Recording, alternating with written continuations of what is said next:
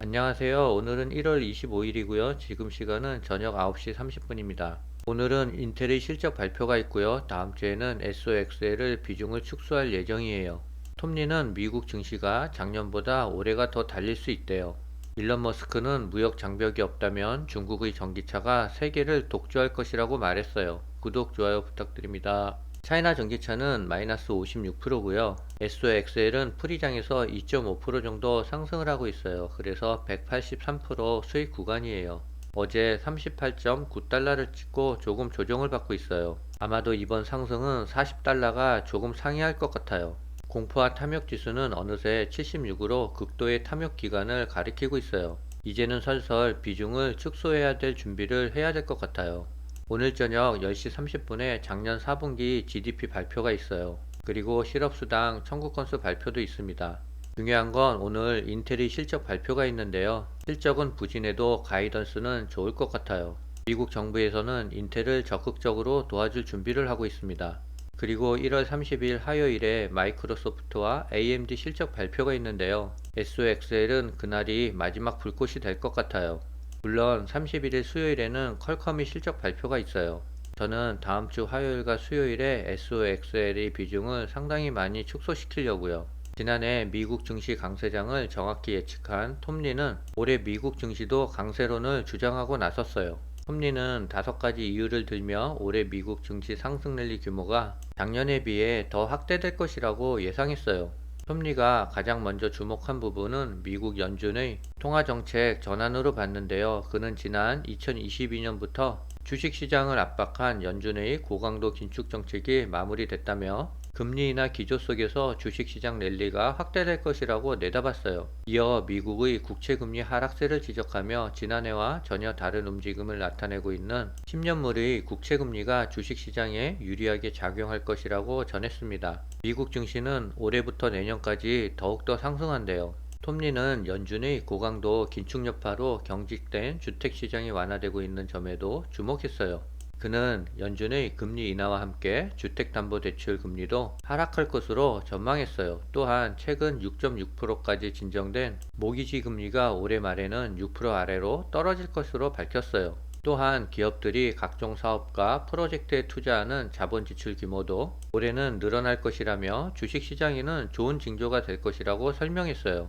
이 외에도 2022년 10월부터 2023년 12월까지 주식시장에서 빠져나간 자금이 올해는 돌아올 것으로 전망하며 연준이 금리 인하 신호탄을 쏠 경우 머니마켓 펀드에 있는 약 5조 5천억 달러 규모의 자금이 증시로 돌아올 것이라고 밝혔어요. 미국 증시가 연일 사상 최고치를 경신하고 있는 가운데 증시 조정을 둘러싼 경고음이 커지고 있어요. 24일 CNBC에 따르면 HSBC는 올해 미국 증시의 추가 상승 여력이 제한적일 것이라며 단기 조정이 찾아올 것으로 전망했어요. HSBC 전략가는 고객들에게 보낸 서한에서 올해 S&P 500 지수 전망치를 5천으로 제시했어요. 이는 S&P 500 지수가 연말까지 약 2%만 더 오를 수 있음을 시사한대요. 그는 장기적인 관점에서 미국 증시에 대해 긍정적인 입장을 유지하지만 최근의 상승세는 다소 과하고 너무 빠르다고 생각한대요. 이어 급격한 상승 랠리에 따른 조정이 찾아올 것으로 전망하며 증시가 조정을 받은 뒤에 투자자들에게 더 좋은 진입점이 생길 것이라고 평가한대요. 올해 시장을 지배할 3가지 테마로 연준의 금리 인하 시기와 범위, 경기 둔화 속 실적 성장 가능성, 미국 대통령 선거를 꼽았대요. 어저께 ASML이 실적 발표를 했는데요. 실적이 좋게 나와 8% 정도 이상 급등을 했어요. 오늘은 인텔의 실적 발표가 있는데요. SOXL을 얼마나 끌어올릴지 기대가 돼요. 그래도 하이라이트는 1월 30일 AMD와 마이크로소프트의 실적 발표가 될 것 같아요. 중국의 경기 부양책으로 상해 종합지수가 3%나 올랐어요. 3일 연속 상승세에 있는데요. 그러나 차이나 전기차는 1.11%밖에 상승을 못했어요. 중국 증시가 급등을 해도 차이나 전기차는 영 맥을 못 추고 있는 것 같아요.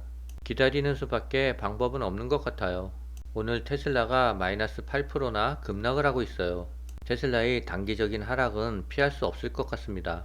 일론 머스크는 무역 장벽이 없다면 중국 전기차 업체들이 경쟁사들을 괴멸시킬 것이라고 경고했대요.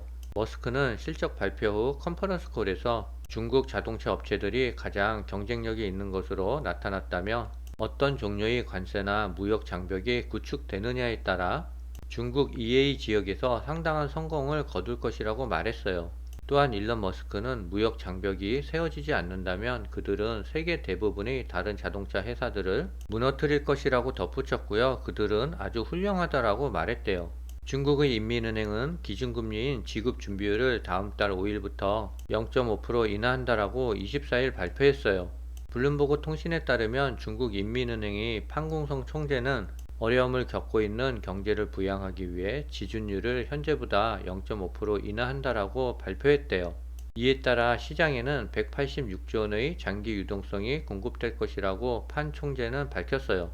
중국 인민은행은 지난해에도 두 차례 지준율을 인하했는데요. 은행이 지준율을 낮추면 대출 기간이 대출을 연장하면서 경제 전반에 지출이 늘어나는 효과가 생길 수 있대요.